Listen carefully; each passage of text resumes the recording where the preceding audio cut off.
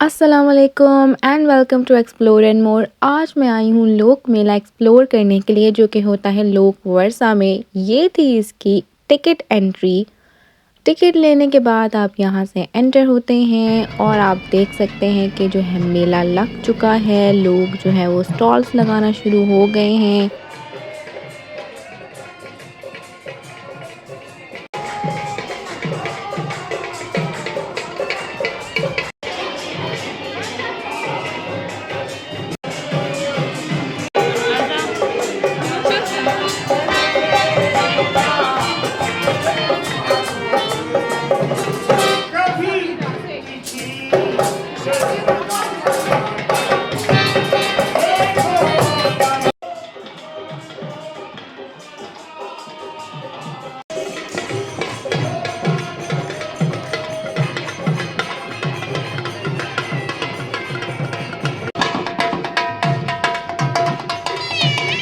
तो सबसे पहले हम एक्सप्लोर करते हैं अपना आज़ाद जम्मू कश्मीर पवेलियन और यहाँ पे देखते हैं कि यहाँ पे कौन कौन से स्टॉल्स लगे हुए हैं।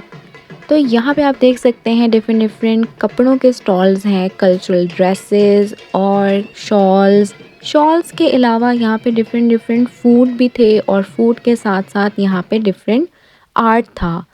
तो सबसे पहले हम कश्मीर पवेलियन में हर स्टॉल्स को एक एक करके एक्सप्लोर करते हैं। और सबसे पहली जो शॉप मेरे नज़र में आई है वो ये, और यहाँ पे इन्होंने डिफरेंट डिफरेंट पर्सनालिटीज़ के स्केच बनाए हुए हैं और इनको बहुत ही प्यार से, अच्छे से और ख़ूबसूरती से डिस्प्ले करके रखा हुआ था।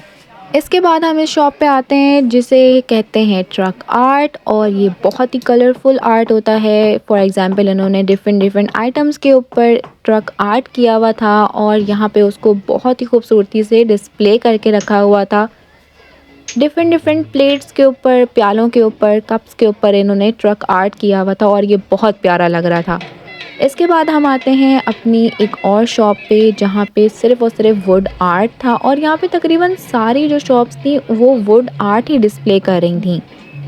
और ये आप देख सकते हैं इतने प्यारे प्यारे वुड आर्ट हुए हुए थे यहाँ पे। और यहाँ पे एक और शॉप थी जहाँ पे उन्होंने अपना वर्क करके दिखाया, अपना जो वुडन आर्ट है, जो उनका कल्चर है, वो उन्होंने मुझे लाइव करके दिखाया कि वो किस तरह से ये डिफरेंट डिफरेंट आर्ट वर्क करते हैं। ये जो कश्मीर वुड वर्क्स है, यहाँ पे जो इनके मैनेजर थे या फिर कह सकते हैं शॉपकीपर थे, इन्होंने मुझे बताया कि ये 20 ईयर्स से ये काम कर रहे हैं और इनके दादा परदादा भी यही काम करते थे। मैंने इनका छोटा सा इंटरव्यू लिया। ये जो काम कर रहे थे, इन्होंने कहा कि आप इसको जो है रिकॉर्ड कर सकते हैं और आप देख सकते हैं ये काम बहुत ही ज़्यादा मेहनत वाला है लेकिन बहुत ही प्यारा है।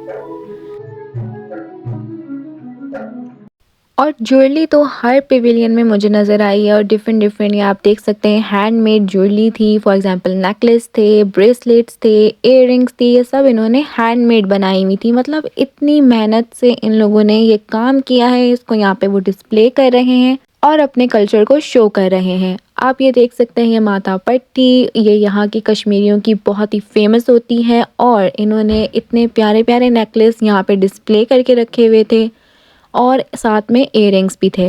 हर साल लोक वर्षा में लोक मेला सिर्फ़ और सिर्फ कल्चर को रिप्रेजेंट करने के लिए, शो करने के लिए दिखाया जाता है, लगाया जाता है। और इस मेले में डिफरेंट डिफरेंट कल्चर के लोग आते हैं और डिफरेंट कल्चर्स को जानते हैं, पहचानते हैं, क्योंकि यही वो मौका होता है कि हम अपने पाकिस्तान के कल्चर को, डिफरेंट डिफरेंट कल्चर्स को और म्यूज़िक को, आर्ट को पहचानें और उन्हें जानें कि हमारे पाकिस्तान में किसी भी नेमत की कमी नहीं है।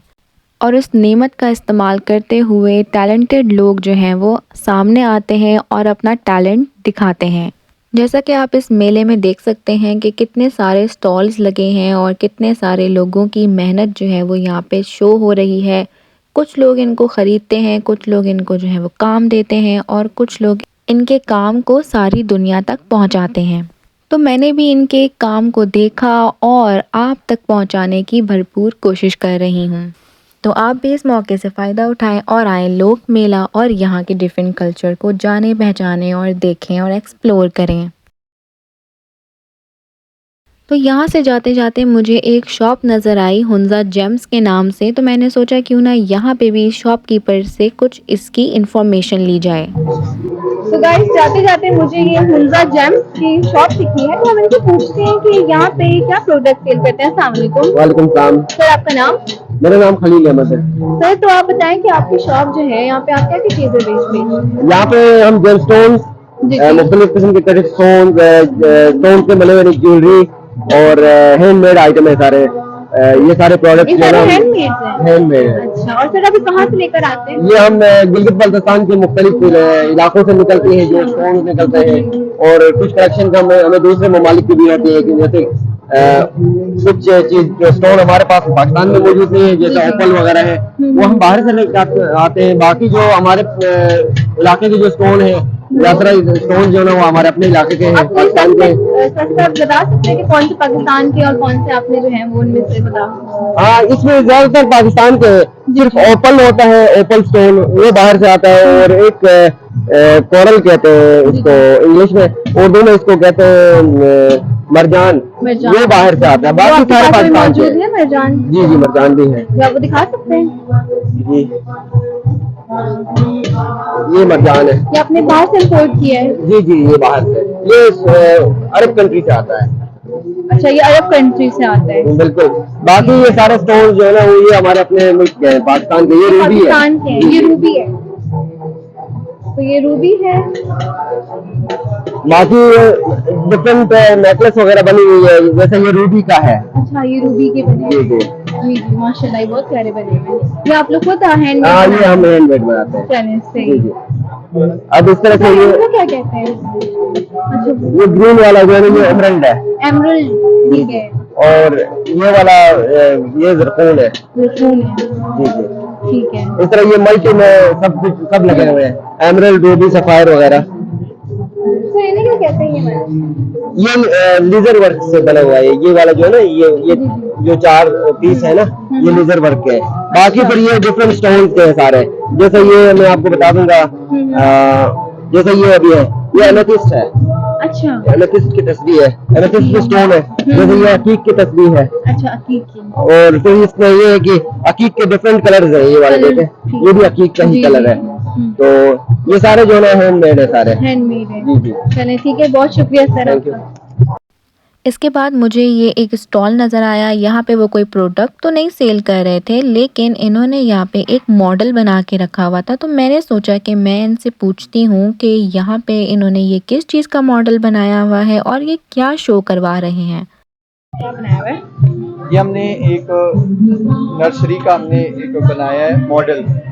इसमें हम दिखा रहे हैं कि आप जो है तो ये जो शहतूत होता है, तूत होता है, इसकी सोइंग किस तरह से कर सकते हैं। सीड सोइंग भी कर सकते हैं, यानी सीड के जरिए से भी इसको आप ग्रो कर सकते हैं। इसकी कटिंग्स भी लगती हैं, कटिंग्स के जरिए से भी कर सकते हैं। आप इसकी सीडलिंग्स को भी ग्रो कर सकते हैं, और ट्यूब नर्सरी यानी ट्यूब की फॉर्म में भी आप प्लांट्स को लेके फिर लगा सकते हैं। और इस तरह से आप जो है तो इनके जो ट्रीज होते हैं वो परमानेंट प्लांटेशन आप कर सकते हैं, जिसको आप वापस काटे नहीं, उखाड़े नहीं, और बल्कि वो परमानेंटली इधर लगे रहें।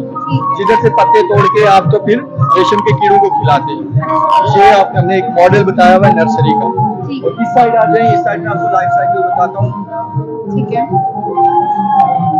अच्छा, ये लाइफ साइकिल है सिल्क वॉर्म का। ये होता है सिल्क वॉर्म, जब एडल्ट फॉर्म में होता है वो इस तरह से होता है, ठीक है। ये इसके जो फीमेल्स होते हैं वो एग लेइंग करते हैं, ये इसके एग्स होते हैं, ये एग लेइंग। उसके बाद जब हैचिंग होती है तो इस तरह से ये छोटे छोटे कीड़े जो है तो इसमें से सिल्क वॉर्म के ये छोटे छोटे कीड़े आते हैं। ये इसके लार्वा होते हैं। लार्वा का फर्स्ट स्टेज जो होता है उसमें इनका साइज इतना होता है, ठीक है। फिर मैंने जिस तरह आपको बताया कि इसको तूत के पत्ते खिलाते हैं, तूत के पत्तों के ऊपर ये फीड करता रहता है, और फर्स्ट स्टेज से सेकंड स्टेज में इंटर होता है। सेकंड स्टेज में इसका साइज तकरीबन इतना हो जाता है। फिर उसके बाद इसी तरह इसका थर्ड, फोर्थ और फिफ्थ स्टेज होता है। थर्ड स्टेज में तकरीबन इतना हो जाता है, फोर्थ स्टेज में इसका साइज बढ़ के इतना हो जाता है और फिफ्थ स्टेज में इसका साइज बढ़ के तकरीबन इतना हो जाता है। इसके बाद इसकी ग्रोथ रुक जाती है। ग्रोथ का ये लास्ट स्टेज था, लार्वा की ग्रोथ का लास्ट स्टेज था। इसके बाद ये स्पिनिंग शुरू कर देते हैं। स्पिनिंग के टाइम हम वो कोकोनेज सामने वो आपको नजर आ रहे हैं, ये जो रेशम का कीड़ा होता है इसको कोकोनेज के अंदर रख देते हैं। वहां पे वो स्पिन करता रहता है और साथ में उसका जो स्लाइवा होता है वो उसके मुंह से रिलीज होता रहता है और वो स्लाइवा जैसे ही ऑक्सीजन के साथ रिएक्ट करता है यानी हवा के कांटेक्ट में आता है तो वो कोकून बन जाते हैं। ये आपको ये दिख रहे हैं, ये कोकून है इस तरह से, ठीक है। ये जो सिल्क वर्म होता है खुद इसके अंदर रह जाता है और उसके बाहर ये कोकून बन जाते हैं, ठीक है। अब हमारा जो बेसिक मोटिव होता है वो यही कोकून होता है। इस कोकून से हम फिर आगे रेशम का धागा लेके वो आपको बाहर देख सकते हैं। उस प्रोसेस के तहत वो एक रीलिंग मशीन लगी हुई है जिसमें हम पानी को गर्म करते हैं और पानी जब उबलने लगता है, बॉईल हो जाता है, उसके ये कोकून जो है तो उसमें हमने डाले होते हैं। वो बॉइलिंग की वजह से वो जो होता है तो उधर से धागा उसका लूज होना शुरू हो जाता है और फिर उसको हम इस तरह से रील कर देते हैं उसमें से। अगर आपने दोबारा से वापस आके मजीद अंडे लेने हो तो फिर आप क्या करते हैं कि इन कोकून्स को कट करते हैं। जिस तरह ये हमने कट किया हुआ है, कोकून्स को कट करके इसमें से ये इसका प्यूपा निकालते हैं। ये प्यूपा फिर आगे अडल्ट मौत में कन्वर्ट हो जाता है ये वापस, और ये फिर वापस इसके बाद दोबारा से एग लेइंग करता है और ये इस तरह से ये साइकिल रिपीट होता रहता है। ये प्रोसेस है इसका। बहुत शुक्रिया। अच्छा तो व्यूवर्स, यहाँ पे हमारा कश्मीर पवेलियन जो है वो एंड होता है और अब हम जाते हैं आगे। बलूचिस्तान पवेलियन जो है मुझे सामने नजर आ रहा है, तो वहाँ जाके देखते हैं कि वहाँ पे क्या है।